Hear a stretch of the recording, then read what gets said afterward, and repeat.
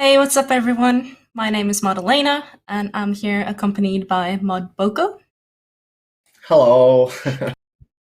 and Mod Ash is on call with us as well. Hello.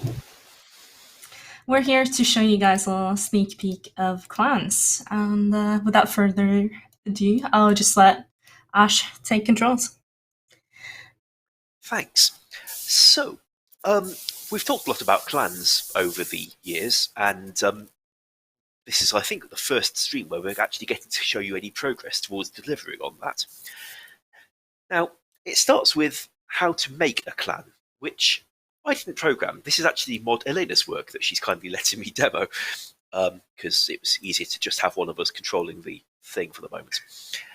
Now, over here on my screen on the left, you can see Sauron, um, somewhat sour ginger chappy, who is going to try and form a clan with some mates.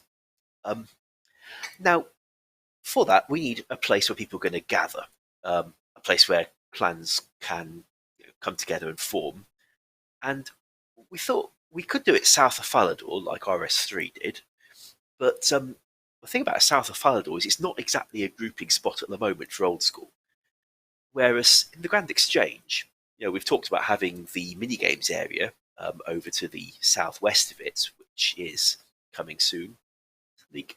But that leaves the southeast. And we were thinking we could put down a simple little gathering hub for clans here, which is already accessible for you all because you can already get to the Grand Exchange. And it's not going to affect the balancing of things because if we add more, yeah, same to you. If we add more stuff to the area, it's not going to make items become much more available than they were before or anything like that. So this is where we've put it for now, but we are open to putting it elsewhere. And if it turns out to be a really hot topic, maybe we'll end up with some kind of survey. In the meantime, here is the hub. And in it is the clerk or clerk, depending on how you'd like to pronounce that word, who is going to talk me through creating a clan. Oh, I can come back any time. Yeah, we'll do that now. In fact, and I'll click less fast. So, what is a clan? Probably, if you're watching this stream, you already know what a clan is, and you know that one. But Sauron would like to form a clan. Right, needs 4 friends. My name is Sauron. I'm wandering, and I need a suitable name and 4 friends. All right, so let's work out a name. Think of a name for something. Obviously, Clanny McClanface is where names go these days. McClanface.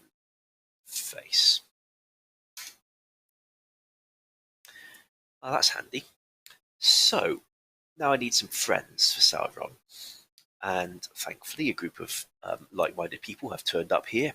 It's like we planned it. All right, see you, mate. Thanks, I'd love to join your clan. Oh, thank you. Now, who's this Crabgrave person if they want to be friends? Oh, I see. O wishes to help form my clan. Well, that's convenient. I will have O. And I remember there being a player. There's a player around here I really want to try for, so I'm going to click on Crabgrave73, who has accepted, and finally Sad Auntie over here.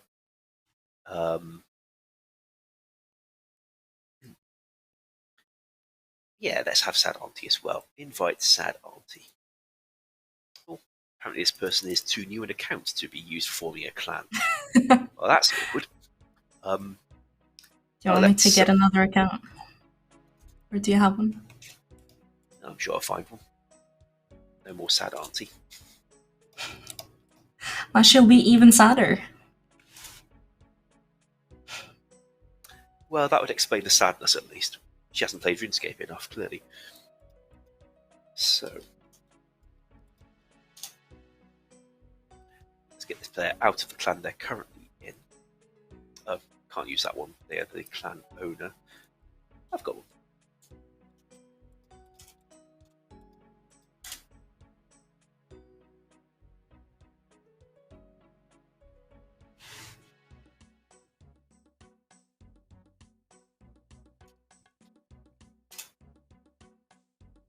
Cool.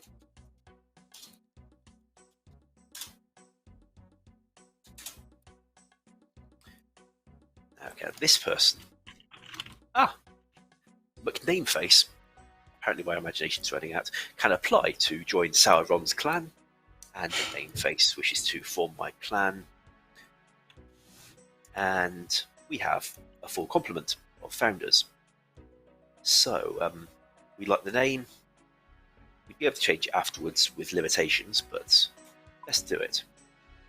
Create clan McClanface. Ta-da!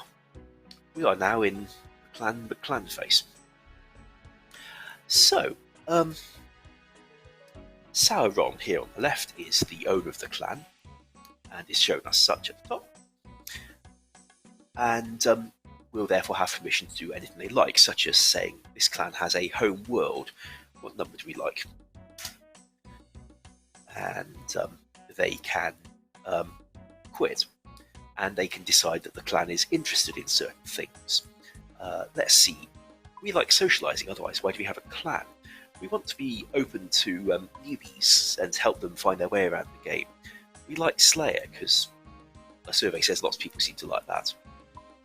And much more besides. We are, oh what the heck, we're into role-playing. Those are our interests. And guess I'm not welcome to listen in our chat. It's fine. So, who's in our clan? Let's have a look at the members. I've tweeted a picture of this thing, by the way.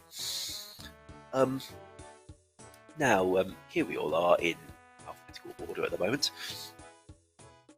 And I am the owner.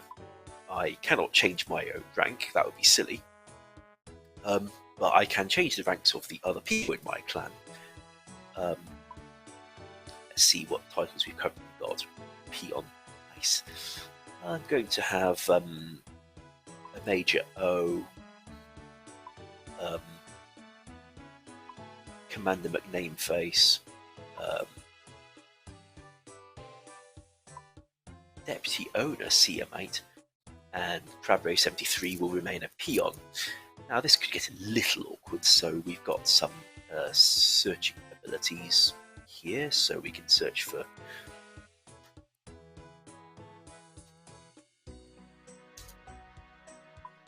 do a bit of filtering that way, and we can also get rid of all the junior ones or senior ones.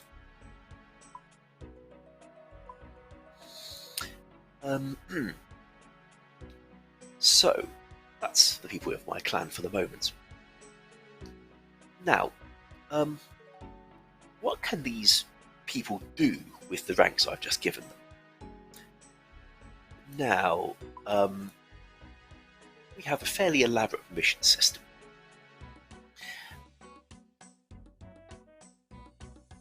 There's many things, many actions one can do as part of running a clan, such as editing the public profile, where the clan's homeworld and its interests are changed. At the moment, only the deputy owner and above can do that. And there's assigning ranks to other members. At the moment, only the deputy owner and above can do that. And of course, recruitment. Administrators and above can do that.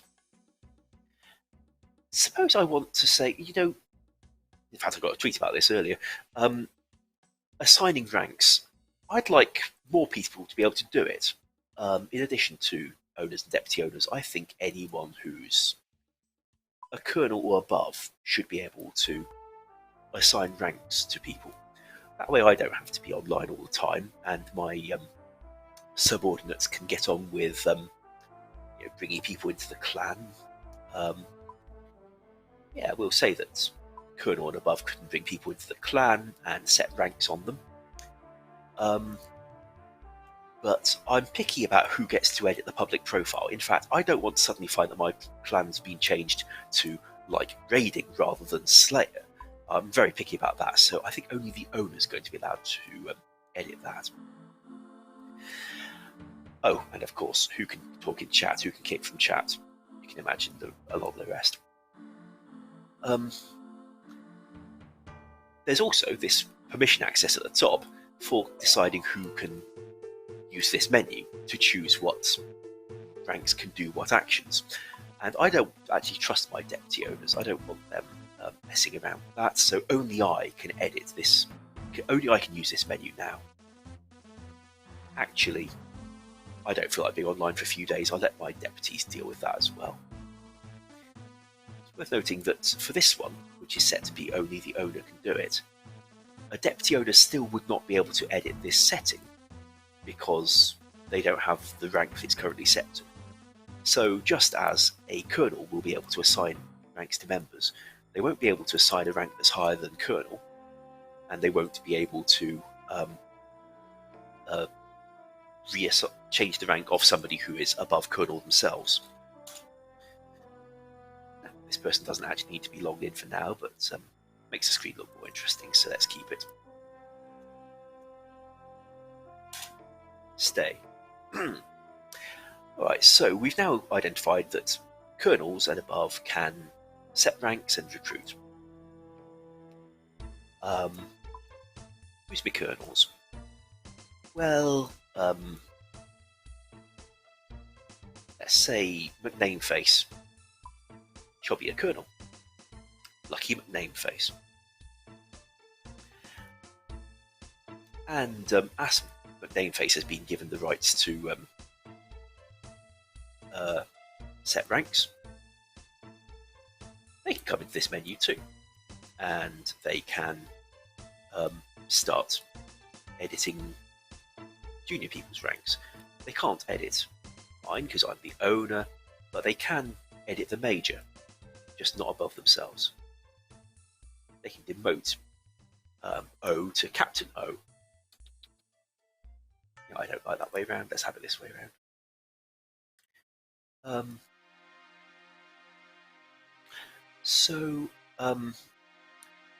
Let's let Sauron take a bit of a backseat for the moment and have somebody come along who is not currently in the clan. Right, this player stop logged in.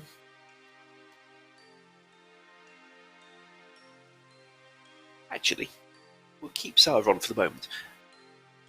Elena, could you maybe use the clan leave cheat to get see a mate out of the clan? Sure. Thank you. See ya, Alright. mate. See ya, mate. Thank you. So, now my clan's down a few people, I'm going to suggest that we do some recruiting. We've only got 4. On this game world, my clan is not currently recruiting, but it could be. And McNameface, as Colonel, is able to do it. So McNameface will decide, yeah, I think we'd like to invite some applicants. I don't want anyone who's got a combat level less than, let's say, 100 for now, with a skill total less than something huge. And with those filters in place, let's invite applications. So, I'm inviting applications. Has anyone applied yet? Has anyone applied yet? No, they haven't. Tell me, can see a mate actually apply to a clan with those restrictions on it? I should be able to. If you go out again, I think you need to relist it, perhaps. I haven't listed after it. setting this. Oh, okay. No, I don't see it on okay. the... Yeah. Now I have. Oh, I do. Cool. So, you can. And you can now perhaps come and apply. Oh, I've got a message. See a mate has applied to join my clan. Well, that's nice to know. let's have a look at my applicants. Oh yeah, here's see your mate person. Oh, I like their stats. Yeah, we'll have see your mate. See your mate is now in the clan. At this point, I might think, you know, I don't feel like doing any more recruiting, so I shall stop inviting applications. But meanwhile, here's Sauron here, who can see what's going on, and Sauron is also willing to invite applications. So now they're both inviting applications. Elena, could you do the same again and kick See Your Mate back out the clan? Sure thing. Thank you. See ya, mate. See ya, mate. Thank you.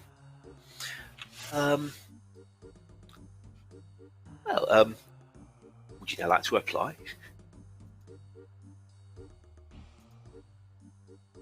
Yeah. There we go. Yes. So both of my seniors can now see this See Your Mate person and review their stats. Oh, such good stats. We don't see those come along every day, except 3 times a day, maybe. Either of these people might decide to make a decision on them. Now, of course, within your clan, you might not give out these permissions quite so widely if you can't trust your recruiters to actually coordinate with each other. But let's say that McNameface actually just can't be bothered with any more decisions. They don't want to invite applications anymore. But it's all right because Sauron is still inviting applications and can still see your mate and can still accept them. Ta-da! They're back in the clan. And with that, they've had enough of inviting applications, and no more applications can be taken at the moment. Oh, see your mate is sad, despite having a nice RC level. Well, let's take a look at some ranks within this. We've seen that we can grant and deny them access to do things like recruit and set ranks. Here's my Nameface now having a look at the members and thinking, let's see a mate person I keep letting in the clan. Yeah, I'll give them a higher rank. And ta-da, they have it. Because Sauron has allowed McNameface to control the ranks in this way. What if, as Sauron, I don't actually like all these titles, and with all the bit military, with peon at the bottom? Maybe that's not what I want. So I've got permission to edit the rank titles. Indeed, as the owner, I can do anything I please. But Clanface would not have permission to edit rank titles. So let's look at the hierarchy within this clan on both their screens. Here's McClanface, who can see the list of all the titles from owner down through marshal, general, colonel, and corporal down to peon and guests who are not in the clan, but can't actually edit them or do anything with it. Whereas Sauron, who is more senior, can say, actually I don't like these titles, let's wipe them and set some other ones. So I think at the top of my clan I want to have owner, deputy owner and dragon, and below dragons, actually what comes below dragon? Rune, that comes below dragon. So underneath dragon is rune, and we'll have adamant and mithril and black steel should be in here somewhere. That's handy. Iron, bronze, and what should we have below that?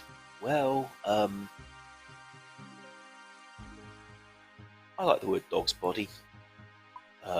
and we'll have gatherers. Actually, we'll have gatherer above dog's body, and minion. That's a lowly word. We'll have that. Actually, we'll have recruit as the lowest, I think. Then peon above that, and then minion above that. And how should we replace that corporal? Oh, I know what. I should find that. So that's my new clan hierarchy.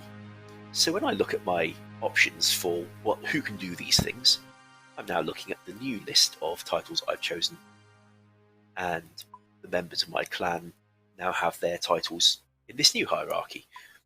And I can set seer mate to now be a mithril.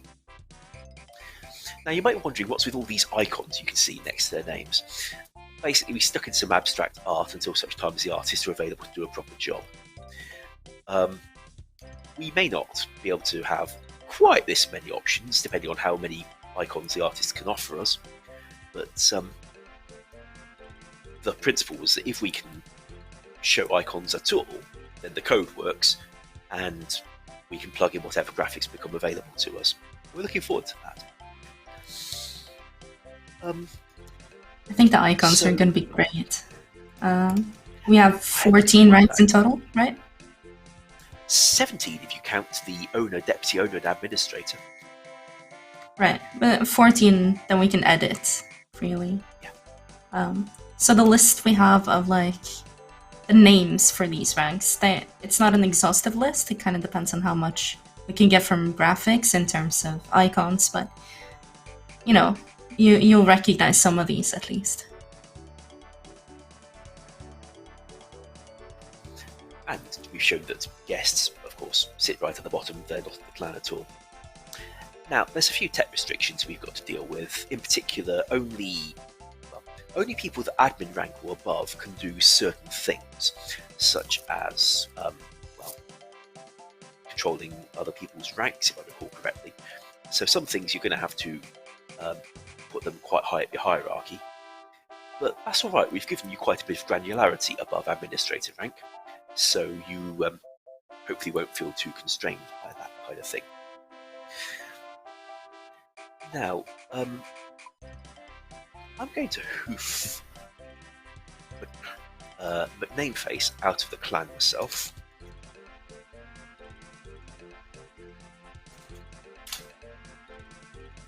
Poor person isn't in the clan anymore. And we'll take the opportunity to have a look at these side panels, because you'll have seen it's not quite as it used to be. Now, you'll be familiar with the chat channel side panel.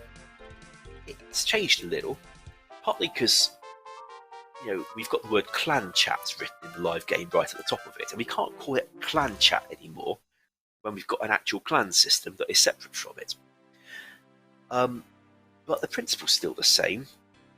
If I join the chat channel of my good old friend Manx Snake,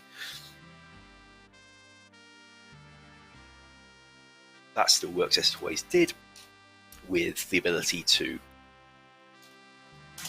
talk in it, and a dedicated tab where that text appears. Worth noting that this is a new tab. I haven't changed the appearance of the buttons at all because it didn't need to, but we can't keep using the word clan for these channels because they're not clans anymore. There's a new tab where clan chat goes for the clans. So, bit of a graphical change. Hope you'll be okay with it. We've been using tabs on quite a few new interfaces lately, so I'm hoping you'll feel this is a reasonably consistent approach. Then we come to the tab for your clan. Now, Nameface isn't in a clan at the moment, so it's blank.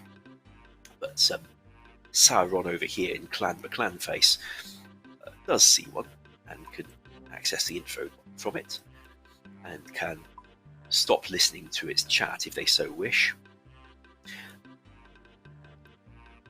But Nameface, however, might be more interested in viewing another clan, this tab. Now, they could look one up by name. Is there a clan called Clanface? There is. And I can look up their info. And I can report abuse. Gotta have that. And see what they're into. And this is where I can do the applications. So back on Sour Ron. Let's start taking applications again. I wish to, you know what, I'm not too picky about who applies. Within reason. I'm open to applications. And now McClanface can apply. Actually, got cold feet. I don't think we're going to do that now. Let's forget about McClanface for now. Sauron, on the other hand, decides to list their clan on the public recruitment board. A piece of scenery built into the clan hub. And McNameface comes to read it. Now, of all the clans on offer, we like... we're quite into Slayer, and we also care about socialising, and we satisfy this requirement, otherwise the clan wouldn't even appear for us. We see that it's got 4 people, and it was founded all the way back on the 25th of February. Yeah, that seems like a well-established clan. We click here and load its details now in our side panel. And yeah, let's apply to it. So another option for getting to the applicants list from this menu for your convenience. We can look at my nameface. Tell them we don't want any. Maybe my nameface tries again. There is a spam limiter to stop you doing this too much. But eventually, hopefully they'll get in. With all this, you can see that Sauron has the option of recruiting or not on behalf of their clan, and listing their clan on the public board so as to recruit more effectively than just leaving the applications open and waiting for somebody to come and type the clan's name into the text box. And when we've got a clan flag of excellent type thing, we expect to enable the same thing RS3's got, where you can join a clan via one of those.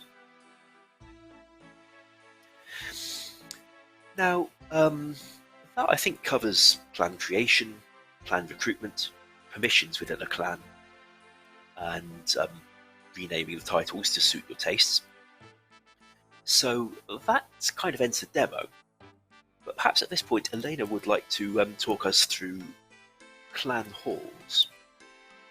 Sure thing. So we won't actually be showing it off yet, but you can see a portal in that clan hub, which it does look a bit like Soul Wars.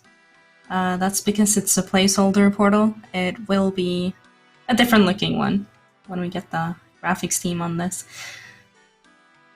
The clan hall is basically a private area for your clan where you can go in, you can have a beer, you can gather your clan, you can restrict who can enter.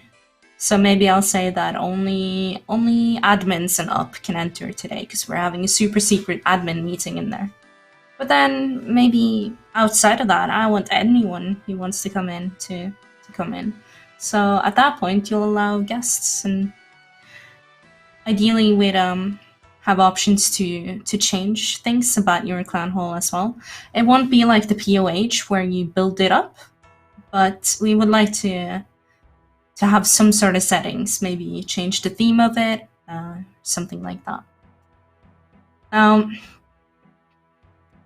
The purpose of the clan hall is mainly just to gather people, have a good time, allow your clan to kind of have this little retreat that is only theirs and they can do what they wish with it. We wanted to stray away from having it be its own little skilling hub or place where you can train your skills. That's not what we wanted to do. We want you to stay out in the world and rather come here as kind of just a place you can relax and see each other. So that's mainly the purpose of it. We're actually going to publish a blog fairly soon, I think, where we go into more depth about all of this that we've shown off today, as well as clan holes, and hopefully that will answer some of your questions as well. I've seen a lot of questions in chat. And yeah, do you know when that clan blog is due, Ash? I believe I either intend to put it out around the end of this stream. There you go. Well then, that's great. So now I believe we've got until 5 o'clock when the rest of the live stream begins. So would you like to take some of those questions from the chat? Sure thing. I did pick up a few, and there's also some more that was supposed to be covered in the Q&A later. Perhaps if we run out of chat questions, we can move on to those. Let's see. Where did I keep my questions? Will the clan hall have a bank? So, ideally, yes. Well, not the typical bank that you're used to. We wanted to have a sort of clan storage where the clan can keep their stuff. Now, there are implications with this, and we don't want to promise that will be a full functioning inventory like you can have in a bank. It's not a directly shared storage per se, but we would like to offer some of the sorts, but you won't have a bank inside it. And that's kind of, building on to the point that I said before. If you put a bank in there, all of a sudden you can do fletching in there, you can do herblore in there, all these sort of bank standing skills. It would take you out of the world and into this private little instance, and that's not what we're trying to do. We still want you to be out there, enjoy the world, see other people. But sometimes you just want to see your clan, at which point you can retreat in there. Let's see. So someone asked about the clan limit. How many people can be in a clan? I believe that's 500, isn't it? Yeah, it's 500. Whether we change that, I guess we'll look into that. But you're 500 at the minute. It's quite a lot. I think Friends Chat has 200, so that's another 500. Someone also asked if you can be in several clans. You can only be in one clan, but as Ash showed off, you can be a guest in other clans. So you can be in your own clan while talking in a different clan's chat as well. And at the same time, we are also keeping the Friends Chat, which is the current system in-game. So you'll effectively have 3 different chats that you can talk in, including, public chat and private chat.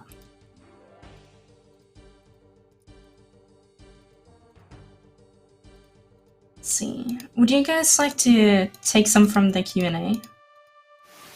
Your Mod Light screaming. I'm afraid I'll have to leave it for you.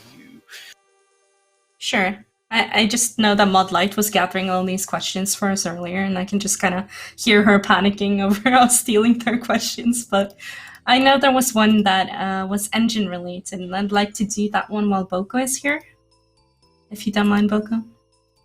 So let me see if I can pull up the question. Cool. So there was a question earlier from Jesse1412. They asked, we know there were a lot of changes needed to make the clan's update possible. What were the biggest pieces of engine work that the team has had to overcome to make the update possible? And were there any specific changes that the team found harder to implement than expected? Yeah, it's an interesting question, because I appreciate, obviously, we dropped some of this way back at RuneFest when we could do RuneFest. Some of the kind of difficulties that have come up have surfaced over the last year, and we've had some periods of time where we haven't quite been able to work directly together in terms of collaborating. So I've been really fortunate to be working quite closely with Ash, almost one-to-one at times, kind of learning from Senpai regarding clans and bits and pieces of that. So finding those overlaps has been quite difficult at times over the last 12 months specifically. I mean, clans itself, we've also been developing with Group Ironman in mind, and I guess to kind of go head on into the whole Group Ironman when question, it's been, we've communicated quite clearly that the clan's foundations have to be in place before we kind of start really digging into that. So the changes to kind of how we conceptualize clans and how we think about them, ultimately the Group Ironman will be a clan in that sense, but we're thinking the more of groups. So it's been interesting considering our main aim as being kind of parity with RuneScape, how that's now changed that formula, so to speak. Indeed, as I mentioned in a tweet earlier today, a very big deal here is that the engine will become able to think of a group in ways it's never been able to do before. Like, you know how limited those chat channels were. They were never a proper grouping system. We've done our best to make them function for the occasional minigame that needed it, but you know why you don't like doing that. So once the engine can think about groups for a clan, it will let you be in your clan and a group Ironman group, independently of which clan you're in, which might mean that we end up needing a bit more space for these tabs. Once you're potentially a group Iron player in a clan, and you want to be able to talk to the rest of your Iron group without having to leave your clan to do it. It's quite a big deal. So happy we're kind of seeing, because clan chat live is friends chat, isn't it? And I'm just happy to finally be talking clan chat as actual clan chat. A little part of my soul was like breaking away every time. It's quite confusing reading the code where the current friends chat is referred to as clan chat, and now we're implementing the new clan chat, which is the official clan chat, and then you have these references that you need to update. It can be quite confusing. In terms of things that were particularly hard to implement, I would also highlight the recruitment board and the application system as probably the trickiest thing I've done in content for some years. Yeah, probably since the, I think, say, the house viewing rearrangement menu that lets you move your rooms around without deleting them. This was kind of getting to that scale of difficulty, because clan data is not available on the game world all the time. How could it be? The clan has players across lots of game worlds, potentially, and you can't have that data being updated in real time across all those worlds simultaneously. You get race conditions where one player tries to increase the number by 1 and another player does the same on a different world. Both those instructions come together in the middle, and it's like having a laggy conversation on a poor ping Zoom call. Get race conditions. So to do that recruitment board and the recruitment menu, we needed to try and load the clan data for your clan on this world, which involves checking it's not already in use on another world. And we need to hold on to whoever's got it, so that applicants trying to apply to the clan can find the recruiter and get the information to them, and the recruiter has to be able to get hold of the applicant.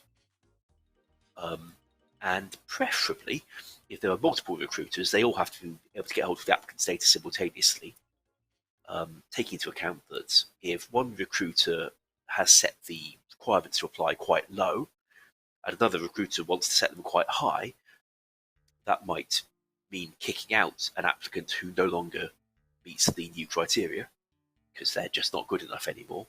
We've raised our standards.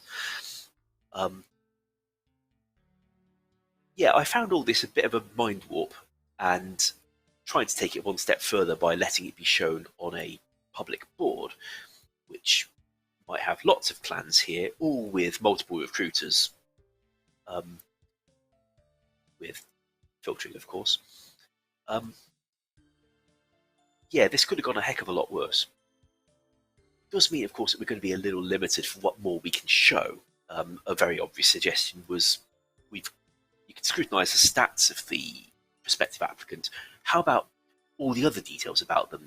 How about all their boss kill counts? I'm afraid realistically we are not going to be able to include that kind of thing in the launch.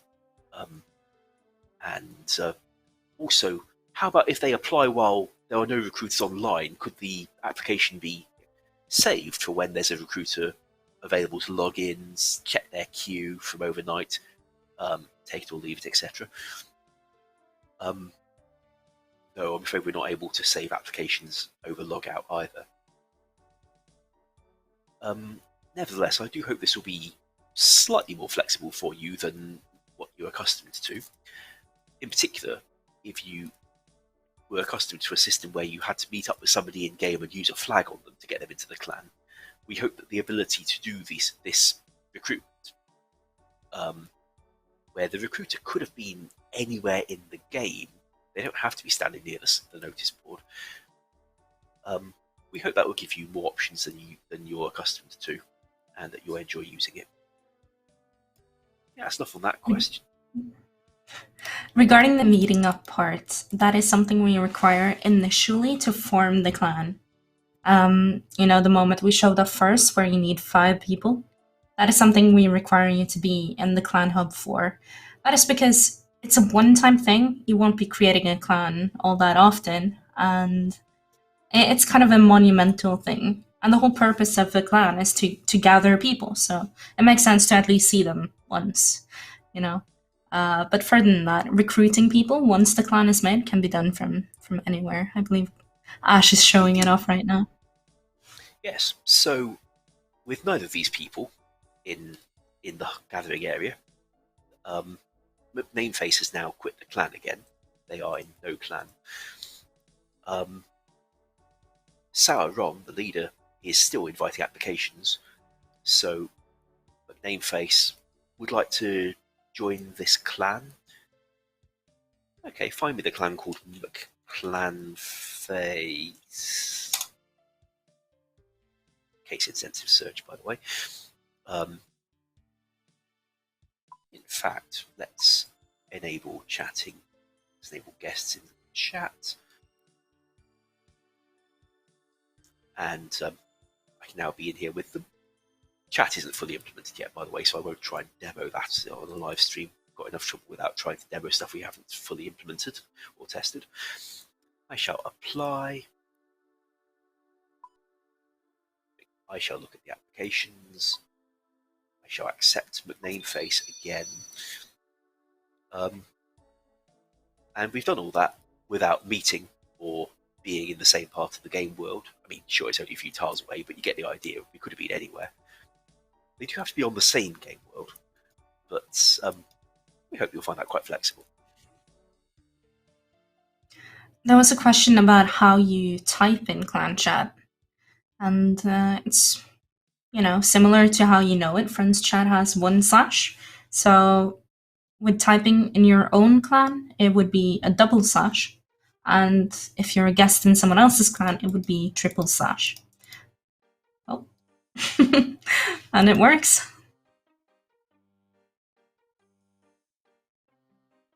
So yes, in this example, we're seeing that the chat has come through. We've got the name of the clan. We've got the rank icon. We've still got JMod grounds because we're us. And it goes to the clan tab. Again, you've already got a clan tab, but that's distinct from the channel tab, where chat channel text from the legacy chat channels would go. So I can now, let's be in a chat channel as well and see how they look a little different.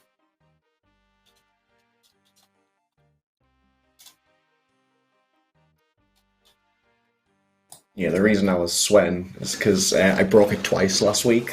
I totally inadvertently broke all clan chat, so I'm glad it works. Just there crossing your fingers, hoping it works. There's that. Oh, with the permissions, go we for can it, Ash. control whether or not such people can talk in the chat as well. Back to you. Yeah, I just wanted to cover a little bit about the features we're adding. Because I see a lot of people ask, will this be added? Will this be added? How about this? This is so cool. Can we have this? And trust me, there are so many things I would love to have added. And that's something I've been thinking of as I'm developing this as well, along with Ash and Boko, is that, oh, wouldn't this be cool if we did it that way? And then we could add that on top of it. The fact is, every single thing that we add even more to it, that is time that is taken away from other things that we want to do as well in the clan. So at first, we must focus on what's most important for, a basic clan. What is the pure fundamentals for a clan? And really make sure that that is in place. And make sure that we have that so we can release that to you. And then we can start adding on all of these cool features that we would like to see. So on the topic of that, if you're sad that some feature isn't there, it doesn't mean it's never going to be there. It might very well be added in the future. But yeah, for now, this is what we have. Oh, some things will come, like the clan hall. But yeah. And cats. For what it's worth, I think I've just demonstrated that chatting as a guest in the channel works as well, by the way. So it's coming on nicely. Cool. I like this live testing. It's pretty exciting. Is it going to work? Is it not? Well, if we're excited, I can only imagine the effect it's having on the viewers. I am curious. Yeah, we have a ton of questions from the chat actually, but I'm gonna freestyle a little bit and ask you guys something first. Because on the topic of not getting every feature so that we can launch this sooner, what is, in a perfect world where you could add whatever you wanted to the clan system, what would you like to add? Ash, you go first. A bank. Fair. What about you, Boko? Yeah, it's a safe bet. Oh, I don't know actually. I'll just be happy when it comes out. Can I sit on the fence on that one? There's so much we can add, right? And obviously, I appreciate how well received Group Ironman is going to be as well. So yeah, to get the well rounding of the system in place, so we can make that as good of an experience as possible as well. Sorry, that's a terrible answer. No, that's fair. Though. Well, it's a very important point, because if we said, well, let's accept the clans, let's say it won't come out till the end of 2021, despite all the players' hopes since 2019 when they first started hearing about it, but then we'll have more features in clans. Well, that means that Group Ironman will be even further away, and there's people looking forward to that as well. So while the team is a lot bigger than it used to be, heck, there was 3 of us in the old school team back in the day. The team's bigger, but we still realistically can't put all the time onto each individual project that we'd want to. And we'd like to give you a decent clans offering around the middle of this year, even if it can't have all the features that you can think of and we can think of. Doesn't mean we can't come back to it in the future and add more. In fact, our boss has been quite clear he does want to have this as foundation to build more stuff on top of, because he knows the value of it for you all. But I'm afraid it can't all be in this initial section. For sure. As for me, and I saw a question about this as well, someone asked if we could have custom rank names, and that's something that I think would be really cool. The rank names we have are cool, but I would also love for me to be able to type whatever I wanted. If I wanted there to be a rank called, I don't know, cookie or something, that could be a thing. But it's not something we're able to offer on launch, unfortunately. If I could pick one thing that I really wanted, I think that would be it for me. And for the same reason we can't do that, we also can't have a clan motto or sort of message of the day for the clan, which we regret. And I'd very much like to be able to have that in the future.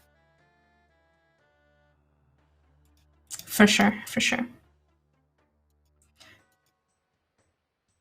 I'm trying to find some more questions for us. I know Mod Light has gathered quite a few.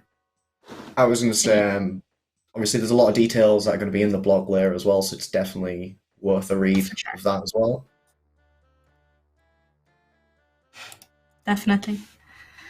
Let's see. Probably explain a few things better than I could while trying to do the demo live. It's something different about how you word things when you have all the time in the world to kind of plot down your thoughts and edit it as you go. And a team of actual wordsmiths available to help with the wording when I run out of ideas. That too.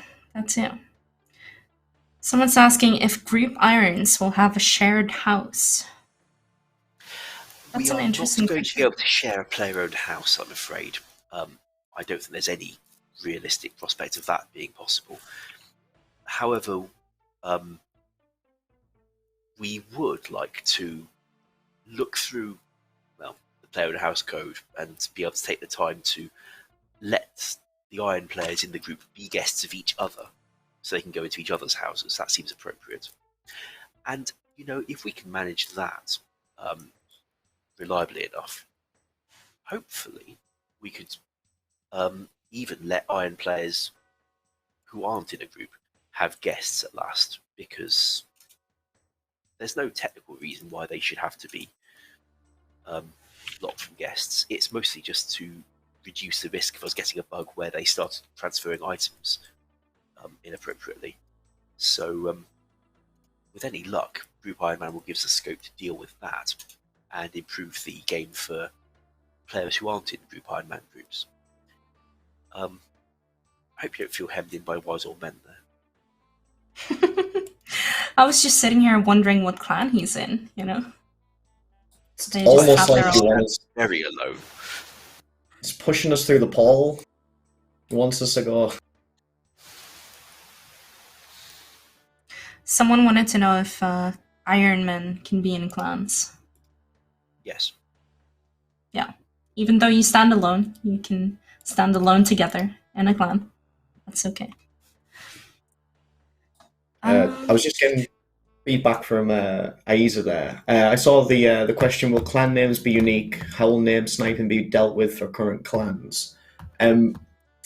Looking back at some of the initial stuff we had planned for kind of engaging the community with clans, we had so much stuff ready and planned, and then obviously March last year hit. So there will be definitely some outreach to obviously all of the established clans for ensuring that your name is taken by the appropriate people. There'll be more plans and stuff like that outlined in the future as well.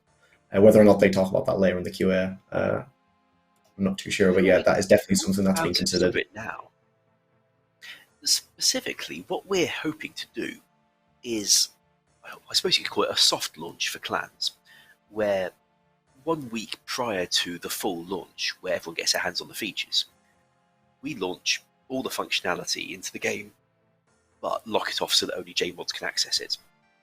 Now, that's partly because it allows us to do a little extra live testing before the players actually start trying to use it for real, but mostly it's because it would let our community staff found clans with the names of the famous clans and then hand them off to the to a suitable representative from those clans. It's going to be, well, pretty fiddly stuff, creating lots of clans, then handing them out individually. That's what we'd like to be able to do. And by launching the entire system a week before its real launch, we should be able to make that happen. It means that that when we get close to the time, the community staff will start taking actual applications from players to, on behalf of their existing clans, to know who needs to be contacted to get them ownership of the clan name they ought to have. And realistically, I don't think we're going to be able to cover them all. But I hope to cover at least a lot of people, even if we can't help all of them.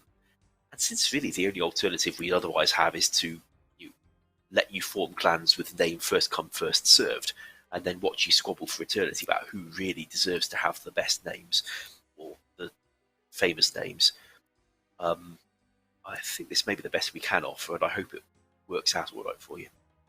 Sorry. Yeah, there will be more information about this, how you can register to have that clan name reserved closer to launch. Cool. Which we expect to be around halfway through this year. There you go.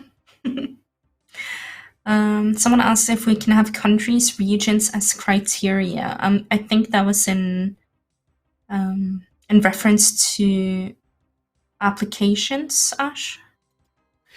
That would make sense. It's not something we can really detect reliably at our end. And if you said you only wanted players from Estonia to join your clan, somebody with a VPN could probably pretend they were Estonian and get right past anything we were doing. And honestly, you might have a better bet just asking them something in Estonian and seeing if they can reply before you accept their application. I don't think country is something we can realistically handle. That said, if you do your recruiting only on, say, the German worlds, you might be less likely to run into a lot of Americans and Australians than elsewhere. Good point. Someone's asking about raid scouting and how clans will impact Chambers of Xeric. No direct impact. The new features being created for this clan system do not affect Chambers of Xeric, and it doesn't affect them. That thing's still based on the old chat channels.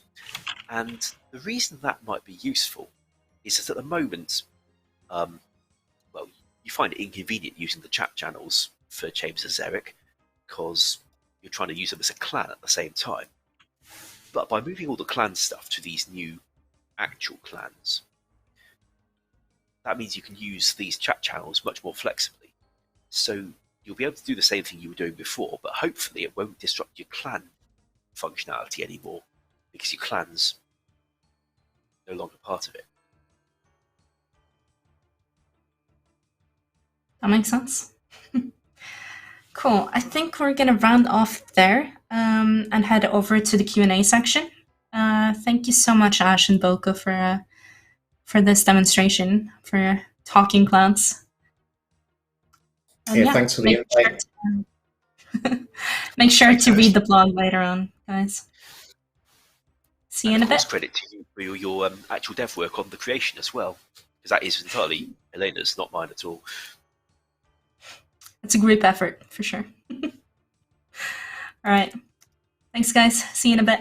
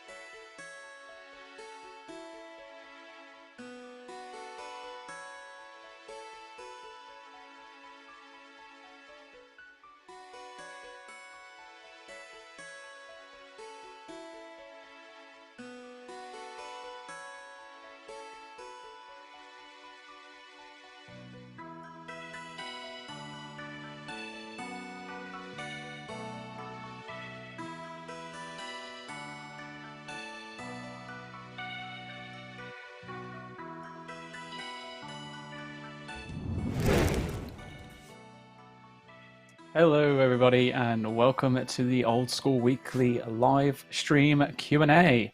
I am joined by the wonderful Mod Kieren. Hello. Hey, and Mod Elena, who is back from the Clans update. Hello. Hey, and I will be your host, Mod Ayiza. Sorry, I just had to it's been a long week of streaming. My voice is definitely giving in. It's having enough. It's been one hell of a week, hasn't it? We're here. We're on Steam. We've had a birthday event. We've just shown off clan system. Like, what else is there that we can go through, really? We've touched on everything by this point, but yeah, it is absolutely amazing. It's been a crazy week for all of us, I think. Definitely has. I guess, in that sense now, we're coming to the end of the week. How are you feeling? I'll start off with you, Karen. How are you doing? How's this week been for you? Roller coaster. I'm sort of like, emotions are up here, and my tiredness levels are also up there. So, it's like, we've put in the hours. Like, the last few nights, I've basically been working, like, morning till midnight. And so it's just been, it's crazy, but what else would you want? Like, a launch like going on to Steam is pretty crazy. And, you think as a growing up gaming and Steam's in existence, you never sort of thought, God, we'll get old school RuneScape on there. And here we are, old school RuneScape is on Steam. Welcome to all the Steam viewers as well, if you're tuning in for the first time to an old school RuneScape broadcast. But this is what we do. We come and talk to you weekly and answer all your questions. Yeah, I bet the Steam audience feel really spoiled at the moment because we've streamed so much.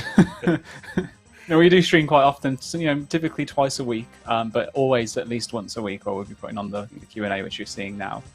How are you doing, Elena? How are you feeling after this week? I'm good, yeah. Thank you, Ayiza. I'm tired. It's been a long week, but also so exciting. Seeing Old School on Twitch, and I have to point out how wholesome the community has been. Not seeing, just the new players come in, but how the existing community interacts with those people. I've seen people in Lumbridge hand over some, newbie gear, just some simple items, to help people get started, and it's just so nice. They help them answer their questions and show them around, and it's really nice. I love to see it. It has definitely been lovely. I've loved seeing the trains of people taking newbies to the Grand Exchange from Lumbridge. It's really, really good to see. I spent way too long last night just sitting in game invisible, just watching people, honestly, in between doing work. So, yeah. I need to get myself an early night. I'm so ready for the weekend. As probably similar to everyone else in the studio. It's like the adrenaline is just keeping us going right now, which is great. But I'm definitely ready for that weekend. Before the weekend does hit, though, I guess before the end of the stream as well, I probably should get through some announcements. So, ! Steam. If you haven't seen already, Old School is now on Steam. Woo! You can unlock achievements, badges, trading cards, and more when you play using the brand new Steam client. So type !Steam to visit our store page today. Or if you just open up the client, you'll see that it is on the front page at the very top, which I think looks absolutely incredible. The graphic is amazing. It's so calming to just watch the absolute Chad in Bandosian armor, just, swaying by the meadows and the water. Very good.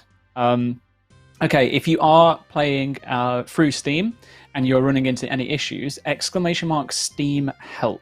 We know there have been some issues, especially around linking and unlinking accounts with Steam. So we want to give you some help with the !Steam help command. It'll give you some really useful links that you can follow that should kind of go through almost any of the issues that you'd experience from a technical side relating to Steam. So !Steam help for that. Now, next up, we have !Shooting Stars, where you made some changes to the recent Shooting Stars poll blog with your feedback in mind. Shooting stars fall on Gillinor, and players are able to mine them for XP and rewards. So do !Shooting Stars for all of the latest changes. That was done in the last couple of hours, so if you haven't seen already, make sure you go and check that out. And then finally, exclamation mark merch. You can still celebrate Old School's 8th birthday with a commemorative range from Angel Skates, including the 8th anniversary Tim and Crunchy stained glass pin, and that's a nickel variant, and the Neve limited edition 8th birthday pin, which I think might have sold out now, actually. I managed to cop myself one after the 8th birthday stream, so that was good. But yeah, whatever's available left in store, treat yourself today with exclamation mark merch. As always, if you do have anything you'd like to ask the team or myself, then please at oldschoolrs with your questions. Let's do a little bit of fun now that we've done some announcements. Let's have a look at some community-designed content, shall we? Bit of a UGC. So I think you can do exclamation mark UGC in the chat as well. But this is, I think, the only image that will show of this, but it was a post on Reddit by Secrete Monge, and the title is Exploration. It's a player-designed skill, and honestly, it looked really cool. Have either of you saw this? Yeah, so, obviously we were launching on Steam yesterday, so we're all paying quite a lot of attention to everything that's being posted on social media.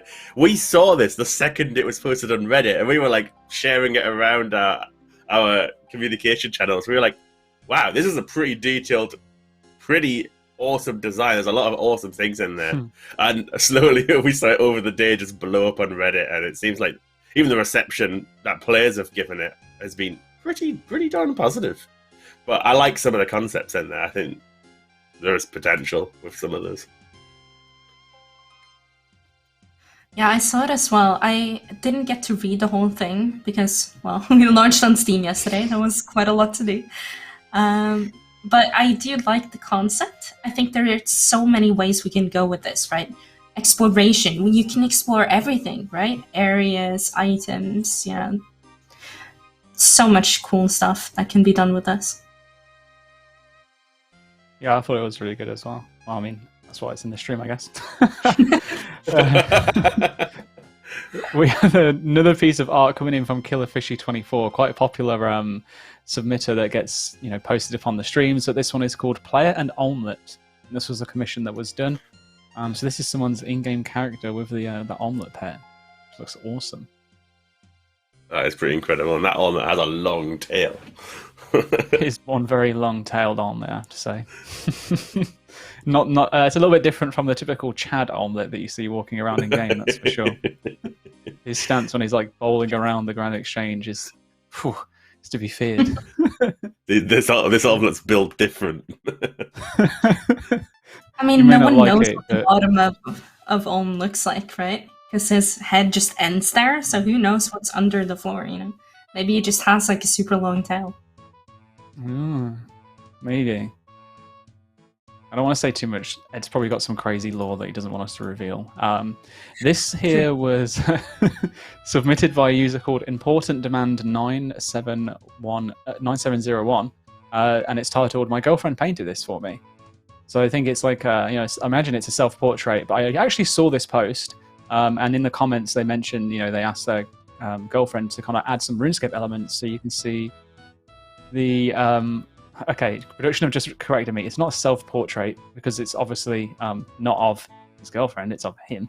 So I imagine it's a portrait that was done of him by his girlfriend, and I will not mix that up again. But you can see a prayer potion, and you can see an Armadillo Godsword, which is pretty cool. Yeah, I really like the style of that. Pretty awesome. And then the next one is some super cute Barrows cats from Cherry Cake 4. Aww. That's adorable.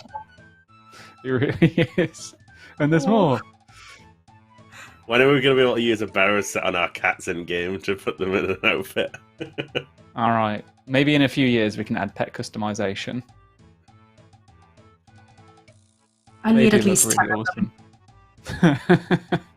You're just going to have an army of cats, Elena. Would they all follow you, or would you just pick out your favourites when you needed to? I don't know, and it's starting to be problematic because I'm allergic to cats, but I still need 10 of them. This is what happened. This is the ultimate item sync, because guess what's going to happen? You're going to use your full Darok set on your kitten, and then you're going to forget to feed it, and it's going to run away, and it'll be an incredible moment. An incredible moment? Okay, wow. Alright, we all know how to please Kieren, just make him lose his gear. Brilliant. Okay, well, that's what we have for the content. If you want to check it out, !UGC in the chat, and you should get links to all of the things that we have posted on the stream. Now, we've got some questions that are related to Steam, some questions about clans, and some questions about shooting stars. So we'll try and get through as much as we can as quickly as possible. We may also have Sween joining us midway through the stream. We shall see. The first question coming in basically asks, anyone else plan on making a Steam-only Iron Man? No, actually, I don't. I haven't got. But if you do, then that's cool.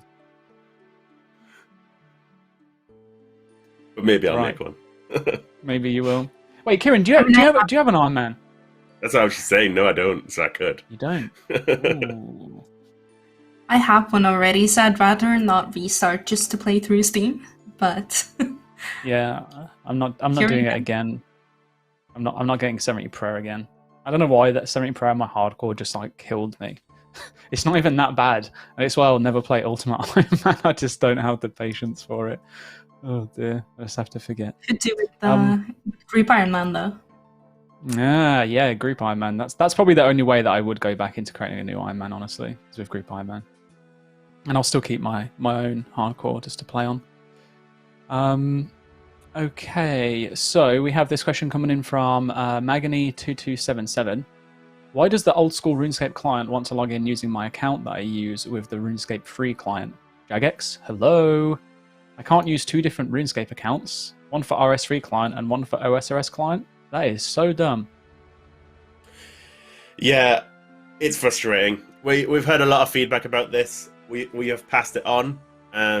Like, if you use the same account for both games, obviously it would work, but we know a lot of people don't, right? Most people will have a RuneScape account and a separate old school account, so it doesn't work well for that.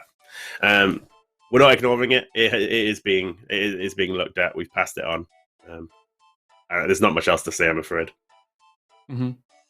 I guess one thing to comment on though is that if you do use the same account for both games, and you do want to use the Steam client for old school and not RuneScape, it is possible at the moment. But the thing that you have to do is basically unlink Steam from your RuneScape free side of the account, and then relink it to the old school side of your account, and then you'll be able to log in. And then you have to do the same process again to get back onto RS3. So a little bit finicky, but it is possible. And yeah, as Kieren said, very valid feedback that we've passed on. Okay, FlexiBoot asks, is it possible to log in on a different account? My main is registered to a different email than my Steam account.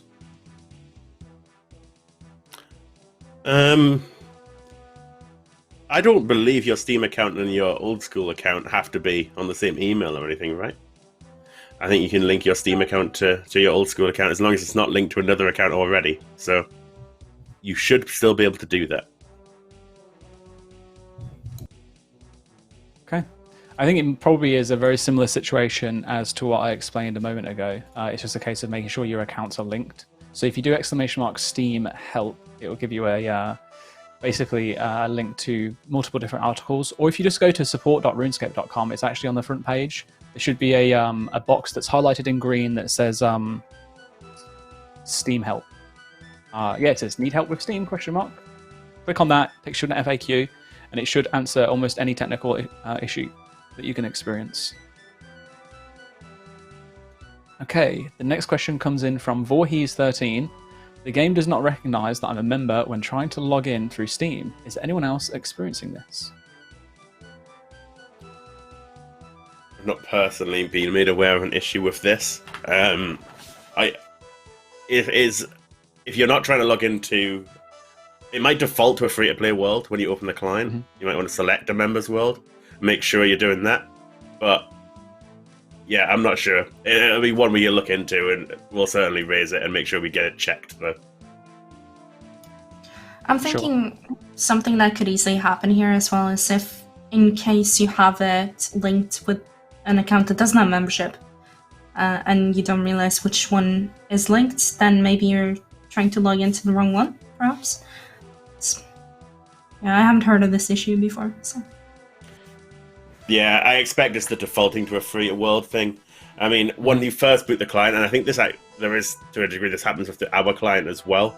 that the main client on from our website, that it will default to a free-to-play world until you've logged in once, and then it sort of remembers, oh, you've got a members account. The Steam client might not handle this yet, but it's certainly something we want to review. All that sort of default behavior, even what size it opens at, we've been discussing, like what's the default size for the window. I mean, one thing you might notice is the Steam client doesn't remember what size it was at. That's something we're going to do, and we can do now that client's on running in the new technology. Awesome. Thank you for that. Richard TRC is asking if Steam will be available to use on Mac. That's still being worked on, but yes, at some stage we will be able to release on Mac. Mm-hmm.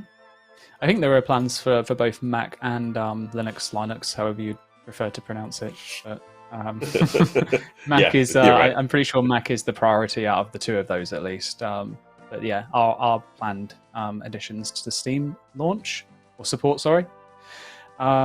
Nick Caged asks, will more Steam achievements be added in the future? As of right now, I basically have all of them except the Runecraft one, because Runecraft.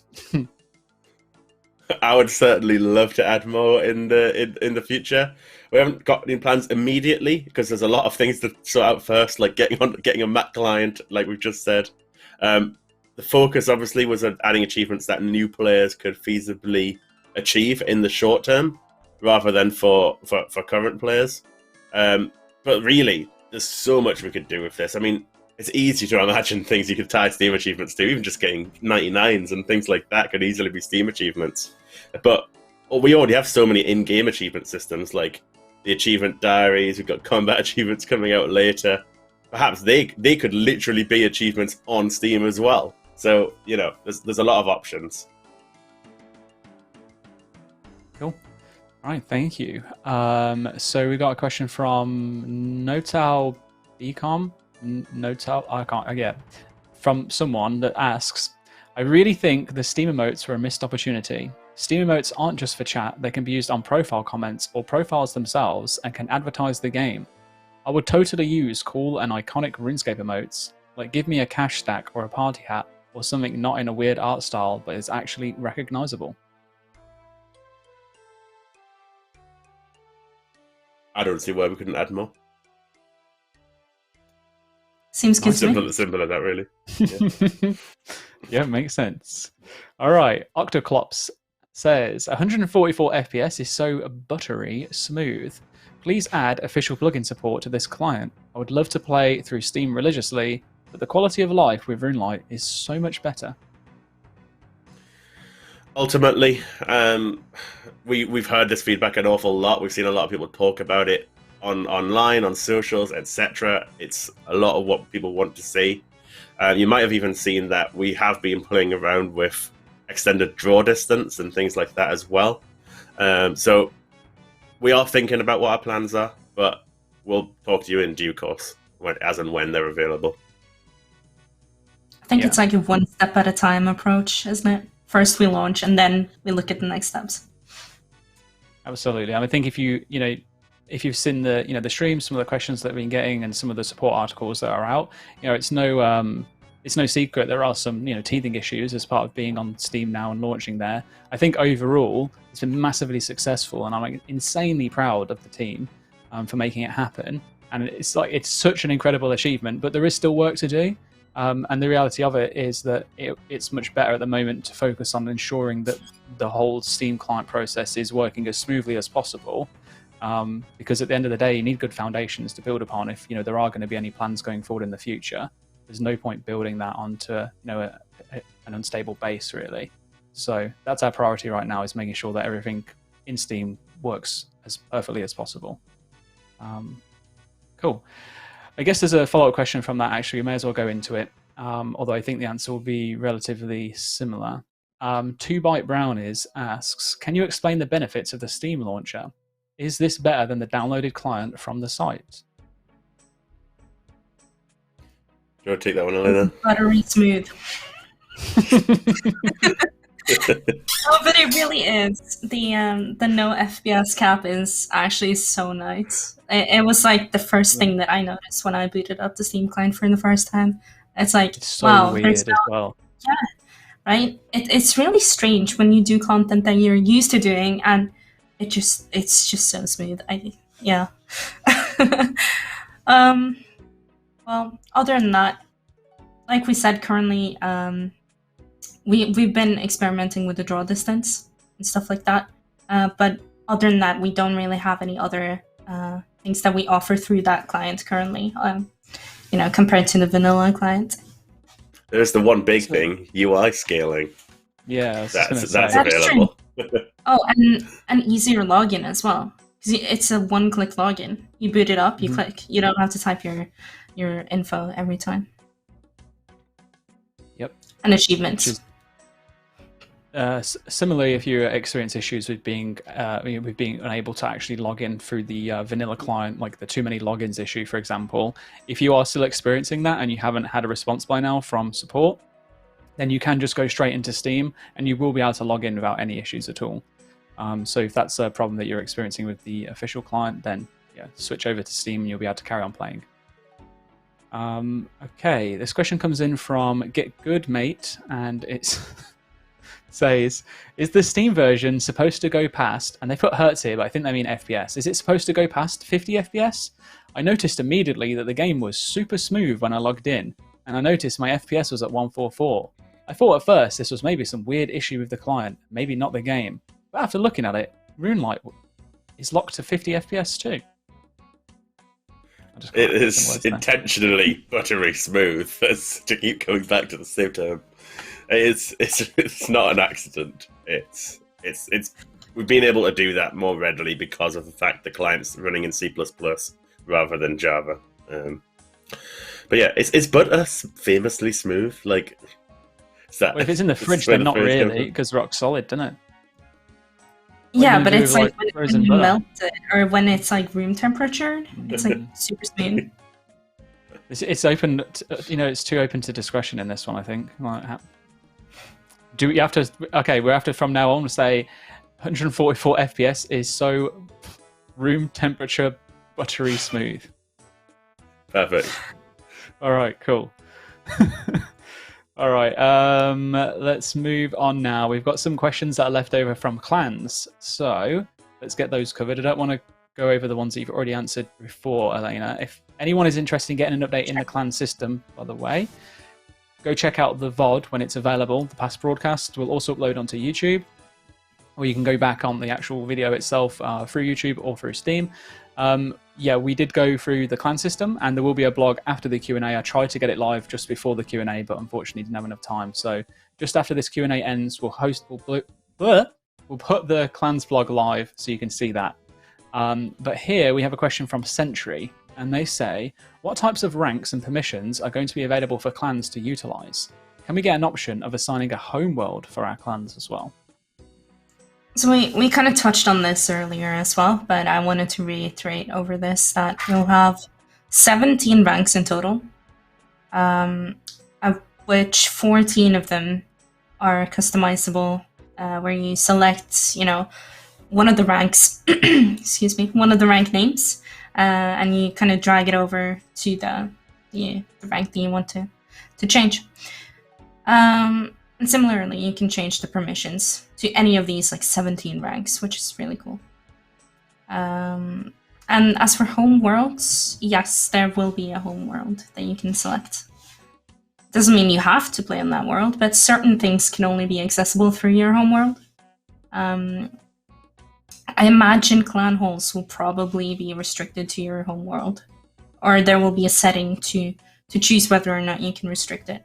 Because it does have the restriction of only being able to be opened in one world at a time. So it would make sense if you want to limit that to your home world, but it doesn't, from our side, it doesn't have to be. But that could be, a toggle. Cool. That's an awesome answer. Thank you, Elena. I've got a few more for you, so let's keep them going. Dharma has asked, is there any possibility that you guys can share the list of new ranks? Oh boy. I would love to start working on a clan rank system, and having a list of ranks would help a lot. So, I can tell you the numbers of how many ranks you're getting. Like I mentioned, there are 14 that are customizable. I can't I can't tell you how many of those customizable ranks are, or sorry, how many different names you can have for those customizable ranks, because it's still a work in progress. This is because we have a bunch of names that we would like to add to this list. But the problem is we want rank icons for each of them. So the more we add to the list, the more we add to the workload of the graphics artists, which in turn have to do other stuff as well. So we don't want to pile too much on their plates when we want other stuff like a clan portal and, you know, a cool looking clan hall and that kind of stuff. Cool. And that's fair. Would you say that it would be it would be acceptable for us to kind of like share that ahead of the clan system going live though, Elena, but maybe closer to its release date when, you know, those kind of details are more confirmed? Yeah, for sure. It won't be in the blog because the blog is coming out today, but that's something we can share closer to launch. They'll get a little sneak peek. I think there's some imagery in there that shows some of the ranks that you can choose from, at least. For sure. But not all of them. But you'll get an idea for some of the like naming conventions that are available in tonight's blog. Otherwise, we'll share the details when they're a little bit more confirmed, a few weeks before the release, just to give you the ample time to actually do the playing that you want to do. And as some people in the chat have rightly pointed out, yes, there is something to do with a kitten rank, and no, I am not the kitten rank. But thank you, chat, for all of the things that you post. The next question comes in from Palm, saying, what's the maximum limit of members a clan can have in the new clan system? 500. Whew. Nice. All right. We're going through these really quick, which is actually good because normally we end up spending ages not getting through any questions, so I appreciate this. Next question comes in from Just Mart that says, will there be some kind of integration between combat achievements and the new clan system? It would be cool to see how your clanmates are coming along with the tiers/tasks. So this is not planned to be a part of clans on launch. It is one of those features that would be really cool to have. I love this idea, actually. Similarly, there are other ideas that we'd also really love to have. There's always that question of where do you draw the line? You know, because the more features you add, the longer it takes. And we want to release clans, you know? But if we keep adding to it, it will never be finished. It will never be done. So at some point, you have to draw the line. So unfortunately, we won't be able to cover that for launch. See, to me, this is not... I love the idea of being able to, you know, easily see, like, how your friends are progressing, what their ranks are, things like that. Like, but that, to me, is more wider than a clans feature. That's something I can imagine, like, you know, right-click examine feature on players in the world or on your friends list, or indeed in the clans list, etc. That, you know, you'd have a privacy setting so you could turn it off and stop people examining you, etc. if you wanted. But then that would look it up, you know, and it'd bring up maybe that new account summary panel that we're adding for combat achievements. That'd That's be actually really quite cool idea, yeah. I like that a lot, especially with the privacy option, as you mentioned. Very interesting. Okay.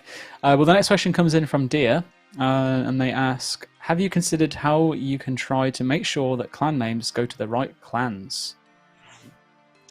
So this is also something we covered a little bit earlier, but I wanted to reiterate that we will attempt to let established clans be able to reserve their names before launch, so that on launch there won't be this rush to try to get their name before someone else gets it.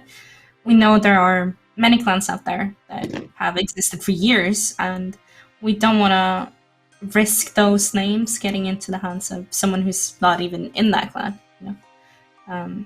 But more information about this will come out before launch. Perfect.